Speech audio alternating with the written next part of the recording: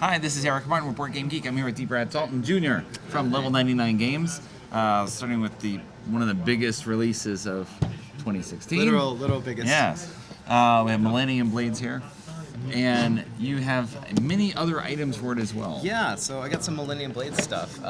So for those of you who haven't seen Millennium Blades yet, Millennium Blades is a board game about a group of friends who play a collectible card game, which is also called Millennium Blades. And you start out on pre-release night with your starter deck and a dream in your heart, and you buy, sell, trade, battle your way to the World Championship in order to become the World Champion of Millennium Blades. Okay. So it's very meta. It's a lot of fun. A lot of tongue-in-cheek humor. A lot of riffs on Yu-Gi-Oh, on Magic, and on a lot of other our favorite games. But it's really about the CCG culture and the idea of people who really get into a game and play it over time, and how that, the lifestyle of that of a CCG player. So what would a CCG player be without expansions? Exactly. To of course, add to their collection. So in this is the base game that is now back in stock, and it is core stuff. There's a lot of cool stuff in here. It's traditional, or it's not. It's real deck building, where you get a pool of cards, and then you have to figure out which ones to put in your deck, and which ones to cut, and which ones to sell or trade or buy. And then you take the deck that you've built and you actually play it in a tournament. Right. So anyway, we've released the first expansion for Millennium Blades, which is titled Set Rotation. And this introduces a bunch of new and cool cards to the game. The Set Rotation also takes the game in a little bit more fantastical direction. So those of you who are Yu-Gi-Oh fans, in Set Rotation you use the power of trading cards and friendship to fight off aliens, evil zombies, Cthulhu's, and the Illuminati in cooperative modes as well as competitive. So a lot of fun, wacky stuff in there.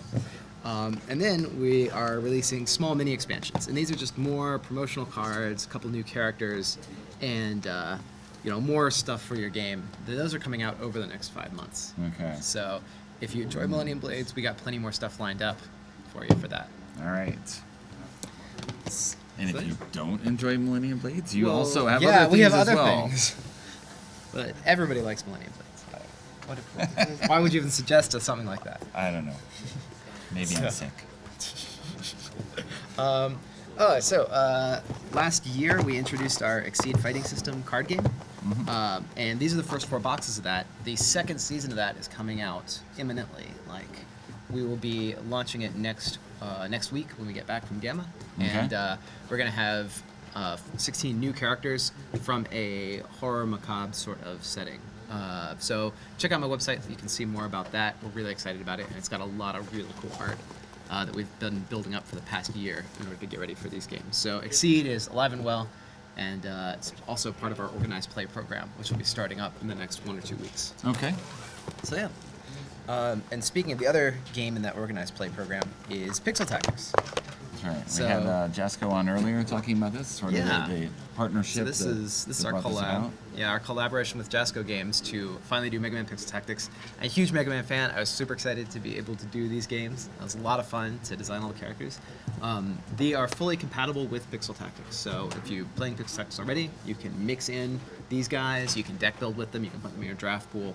Anything you want, really. Okay. So they're all fully compatible, and they're also legal. Standalone games. They're standalone games, and they're legal in our organized play program, which is also going to come out soon. So yeah. All right. And so the last 3 things I have are 3 new standalone releases from us. I think I showed you at Gen Con last year that we had put this into production. This is called Anansi and the Box of Stories. This is a family-style trick-taking game. So for those who don't know trick-taking games, players play cards into the middle, and then whoever plays the best card gets to sweep all the other cards off. Right. This game has 2 big twists on the genre. One is that you are playing as the different animals from these fables, and so each animal has some different power that they give you, and so you have a little bit more control beyond just your cards. Okay. Second thing is that some of the cards that you can play into the tricks have spiders on them, and when you win a trick, you sweep all the cards, including the spiders, and whoever has all the spiders at the end loses points. Okay. So you want to be, crafty enough to capture these tricks without tipping your hand too much to the other players so that they can sabotage it. Okay. And then, so it's a very cool family-style trick-taking game. And then for our players who are more advanced, we have a couple variants which take the game to a kind of gamer level and to a kind of expert trick-taking gamer level. Okay. So we got a lot of cool stuff for fans of all skill levels in this box. Also, the art is just super cool. It's really gorgeous. So Tomb Trader is our other standalone release. This is coming out next month. Okay. And Tomb Trader is a lightning negotiation game. You and a couple friends have gone into this tomb in order to loot and pillage and take all the stuff out of it. You have only 1 minute once you get in to decide how you're going to split up the loot, and so everything's on a clock. You have to, think about what you want, what the opponents are getting, and also you have a character who wants certain treasures more than others. So just because we're making an even trade on the table, one of us might be getting more out of it than the other. Right. So you have to be very careful about your opponent's rolls too. So this one's really cool. It plays in 10 minutes, no matter how big a group you play, and it plays up to 6. Right. So you can play, because each round's just 1 minute. Right. So quite a lot of fun. I had a really good time developing this one, but it's not my design, so I can say it's a really good game, and not feel bad about that. Okay. And our last one is Witch Hunt. This is our latest studio project. Witch Hunt is a social deduction game. So for the players who like Werewolf, Resistance, Secret Hitler, this is an expert level werewolf game designed by a tournament werewolf player over the course of 3 years. It's got a couple really cool twists on the genre. It's a no reveal game, so when you die, you don't reveal which team you're on. So only the moderator really knows when the village has been overrun or purged. Right. When players die, the villagers become angels and the witches become demons, and they continue to meddle in the town. Okay. So at night, the angels can give extra protection to people, and at night, the demons can meddle with the seer's vision and such. Okay. The last thing that's really cool about this is that the players' roles and teams are 2 separate cards, and so they're disconnected from each other. So, in terms of who you are as a right. person. Okay. So, and all the powers are active powers. There are no powers like the drunk where you have to vote at random, or the Tanner where if you die you win. It's Right. like there are things like you can kill extra players, or you have extra lives, or you can at night you can wake up and dig up the graves and see who people were when they died. Okay. Stuff like that. They're all really cool active powers, and they're all separate from your team. So even if you use one of these powers out in the open, that doesn't tip the hand as to whether you were a witch or a villager. Okay. So there's a lot of bluffing that you can do, a lot of cool deduction that this game allows. It's been a big hit everywhere we've played it so far. And it plays 7 to 20 players, but we recommend starting at about 10 to 12. Okay. But yeah. All right. There's a lot of stuff coming. Yeah, I want to open this one up because it's so cool on the inside.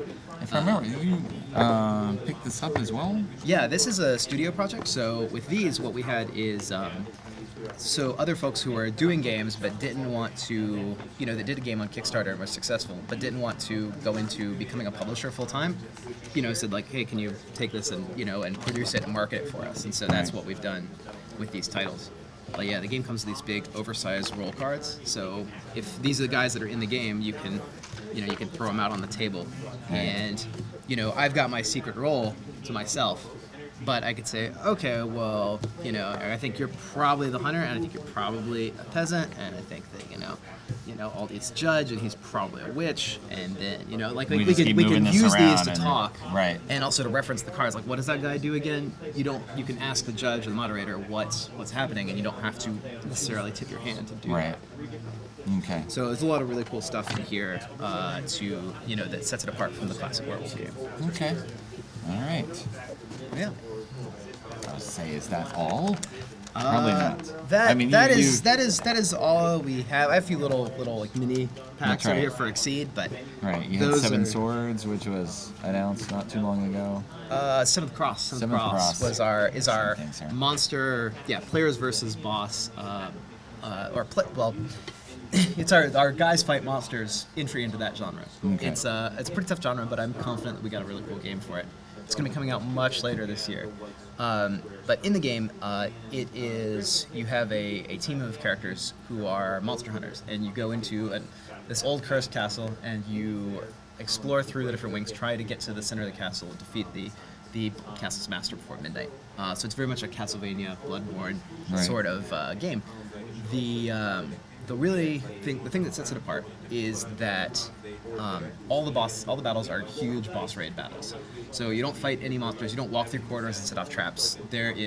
You will meet a giant monster, and it'll be one big monster that fights against your entire party and is capable of just killing any of you in one shot, unless you're real careful. So there's a very high lethality factor to it. And each of the characters fights in their own way, and not just in like, oh, I have different cards, you have different cards. Like, we have different mechanics and subsystems. One character can like transform with different spirits. Another character is able to like give orders to his allies and plays the game more as a tactician. Another character has like press your luck combos that they can wheel out. So everyone has a different mechanic drive behind them, kind of like our classic Battlecom game. Kind of like most of the things you do. We like to Lots of keep it unique mixed characters and up. you do your own world building as well. But yeah, so that's what we're working on, our big project for this year, and then I'll have more to reveal on that in the next few months. All right, there you go. A run through of all that's coming from Level 99 Games. Yep. All right. Well, thank you guys. Brad.